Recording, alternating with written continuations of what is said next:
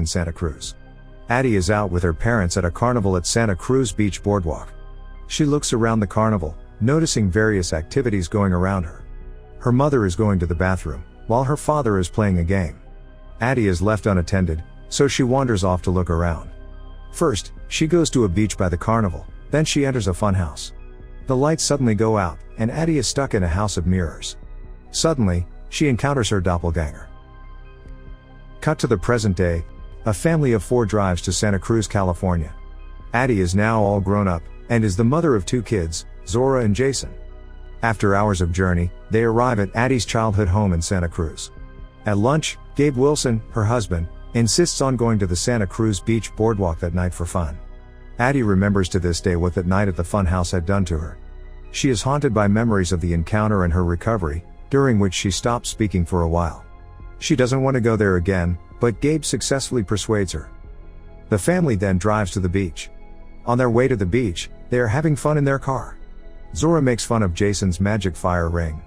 At one point, they witness paramedics taking away a body of an old man, with blood on his chest. As they arrive at the beach, they meet their friends, Josh Tyler, Kitty Tyler, and their twin daughters. As the 2 families are relaxing, Jason goes to the bathroom. While returning, he is shocked to see a man who looks similar to the dead man they had seen earlier. Addie notices Jason missing and gets very scared. When she finally finds Jason, they decide to return home. At night, Addie tells Gabe about her encounter with her doppelganger when she was young. However, Gabe doesn't seem to believe her. As they talk, the lights go out. Suddenly, Jason arrives and tells his parents about a family standing in their driveway.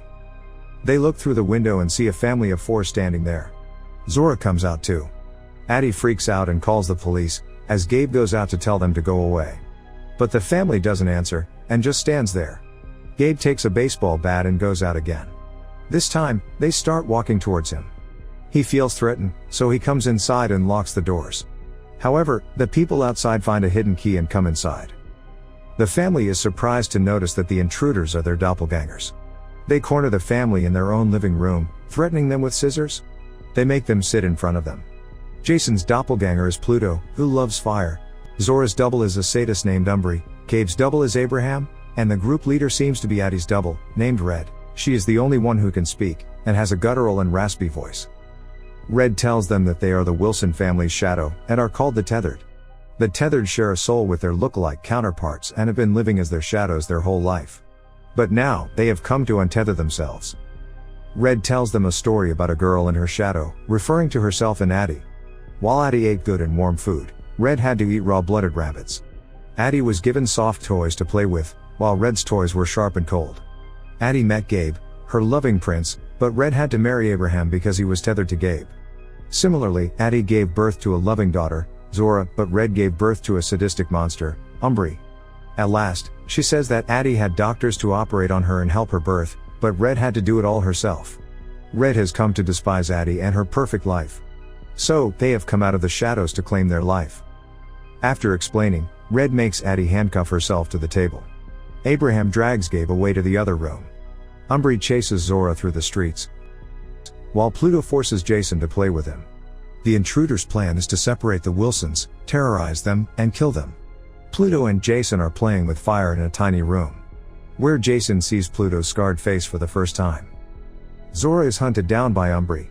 As she is about to stab her with a pair of scissors, a man stops her. Zora runs away as Umbri stabs the man to death. Meanwhile, Abraham hits Gabe, making him go unconscious. He then puts him in a garbage bag and into the boat. Gabe tears a tiny hole in the bag and notices the baseball bat beside Abraham. The boat suddenly stops. Taking this opportunity, Gabe comes out of the bag and hits Abraham with the bat, sending him into the water. But as the boat starts moving, Gabe falls in the water as well. Gabe sees the boat stop and climbs on top of it.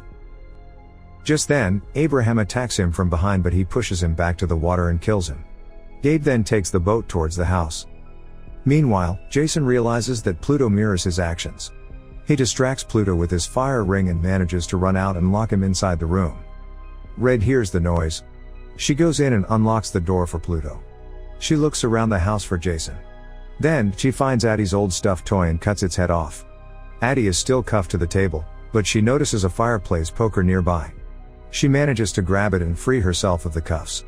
She then finds Jason and runs out of the house. They find Zora in their driveway. Gabe comes there with his boat at the right time. The family immediately gets on it and manages to escape. Elsewhere, the Tyler family is in their home when Kitty hears a noise. She tells Josh to check what it is. All of a sudden, their doppelgangers appear and kill the family within seconds. Just then, the Wilsons arrive there. Addie asks Josh's double for help. When he opens the door for her, she realizes that it isn't him, and hits him in the head with the fireplace poker. However, it does little to no harm to him. Others from inside drag Addie in as well. Gabe and the kids are outside when imposter Josh walks towards them. The kids run away as Gabe runs in the opposite direction to divert Josh's attention. The kids then go inside the house to look for their mother. Zora picks a golf club as a weapon. As they hear Addie screaming from upstairs, they go up and see the twins' dead bodies lying on the floor. As the doppelganger twins play in the background. Suddenly, one of them appears in front of Zora. She hits her with the bat, making her fall down the railings. Next, they are attacked by the other twin. After a little fight, Zora kills her too. Kitty's double is in the bedroom where she has tied Addie to the bed. Meanwhile, Gabe runs to the boat and Josh follows him there. Gabe then shoots Josh with a flare gun and attacks him to death. Kitty sees Gabe killing Josh through the window. Just then, Zora attacks her from behind, but Kitty dodges it. She is about to stab Zora. But Jason saves her by hitting Kitty on her head. The Wilsons sit in the living room and try to comprehend the situation. The 911 lines are all busy. They look at the news and realize that this has been happening all around the country. The news says that the doppelgangers are coming out of the sewers with scissors as weapons. They are mindlessly stabbing people to death throughout the country. They see that the doubles are joining hands to form a massive human chain after they have killed their counterparts. It is as if they have been planning this for months. Since the whole country is in attack, Addie decides to drive along the coast and escape to Mexico. As the family gets into the car, Umbri appears in front of them. Zora tries to hit her with the car but Umbri jumps onto it. Zora then stops the car abruptly, sending her flying into a tree where she is impaled on a tree branch. The family then flees from the scene. They see several dead bodies on their way.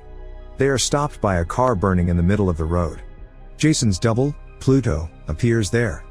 Addie goes out to fight him while the others stay in the car.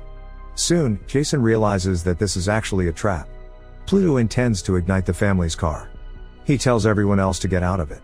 Before Pluto can light the match, Jason remembers that the doppelgangers mirror their movements, so he starts walking backward. This makes Pluto walk backward too.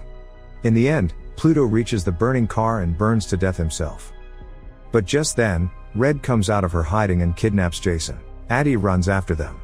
She sees the long human chain of doppelgangers standing across the beach.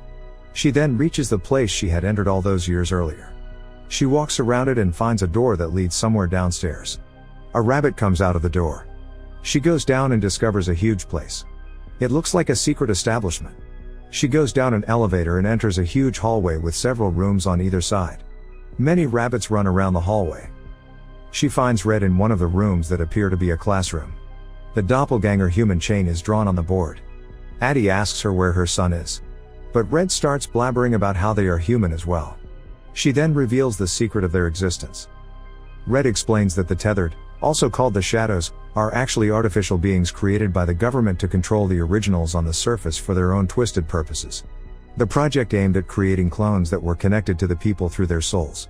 The purpose of this project was to use the clones to control people like puppets all over America. But the experiments failed, and the tethered were abandoned underground for generations, mindlessly mimicking the actions of their counterparts and surviving on rabbit meat. That night, Faith had brought Red and Addie together. The other quickly realized that Red was different. So they selected her as their leader. They planned this for years. They wanted vengeance on their counterparts, but more than that, they wanted to create a statement of their existence. Hence, they decided to form the human chain. After Addie's encounter with Red, her parents had admitted her to a ballet dance class. So, Red used to mimic Addie and dance too. According to her, dancing was the reason that saved her. Then, they start to fight in the form of ballet. Red graciously dodges all of Addie's attacks. She has the upper hand in the fight. Red runs through the hallways, as Addie follows her with the fireplace poker in her hand. Their fight grows more and more intense. Suddenly Red leaps at Addie with a pair of scissors from behind. But before she can get her, Addie stabs her with the fireplace poker, killing her. As Red is on the verge of death, She whistles the same tune Addie had heard the first time she met Red. This agitates Addie, so she strangles Red with her handcuffs, and kills her maniacally. She then finds Jason hiding inside a locker nearby. They both go outside, and find Gabe and Zora hiding inside an ambulance. The family then drives away in the same ambulance. As Addie drives, we see the flashback of the night she met Red. Addie was face to face with Red. Red suddenly choked her unconscious. She had then dragged her down to her room and handcuffed her to the bed. Red changed into Addie's clothes and took her place in real life. That night, Addie's parents took home their daughter's doppelganger. This explains why Red is the only tethered who could talk and thought differently, leading their revolt. Red's voice is damaged because her double choked her, damaging her larynx, and making her voice raspy and guttural. This also clarifies why Addie, as a child, wasn't able to talk after she was found at the beach. Shadows don't know how to speak. Over time, Addie's shadow learns to speak and becomes a regular person, capable of love and laughter, and forgets that she is a clone. The movie ends as we see a several miles long human chain formed by the doppelgangers. Subscribe for more videos like this, turn on notifications, and leave a like to help the channel out. Thank you for watching.